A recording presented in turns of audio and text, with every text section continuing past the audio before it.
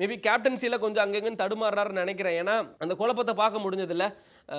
Like என்ன batting ஆர்டரில் இருக்கக்கூடிய குழப்பத்தையும் சரி, பவுலிங்லேயும் சரி, நேற்று துபேக்கெலாம் வாய்ப்பு கொடுத்துருந்தாங்க. பத்திரானா, நம்ம துஷார் தேஷ்பாண்டே, ப்ரீவியஸ் மேட்சாக நல்லா விளையாண்டுட்டு இருக்கக்கூடிய பவுலர்ஸில் அவங்க 2 பேரும் முக்கியமான பவுலர்ஸ். அவங்க 2 பேருக்கும் இன்ஜூரினால நேற்றுக்கான மேட்ச்லேயும் விளையாட முடியல.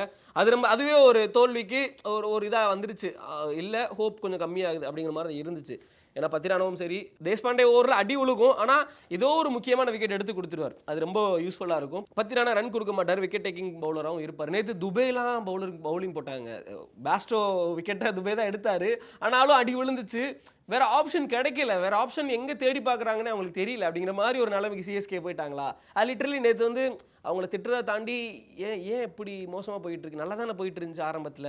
இப்போ ஃபர்ஸ்ட் இன்னிங்ஸ் எல்லாமே சூப்பராக விளையாண்டாங்கல்ல. அந்த ஒரு 5 மேட்ச் 6 மேட்ச் நல்லா விளையாண்டாங்க. பிளே ஆஃப்ஸ் நெருங்க ஏன் இவ்வளோ மோசமாக விளையாண்டுட்டு இருக்காங்க அப்படிங்கிற மாதிரி தான்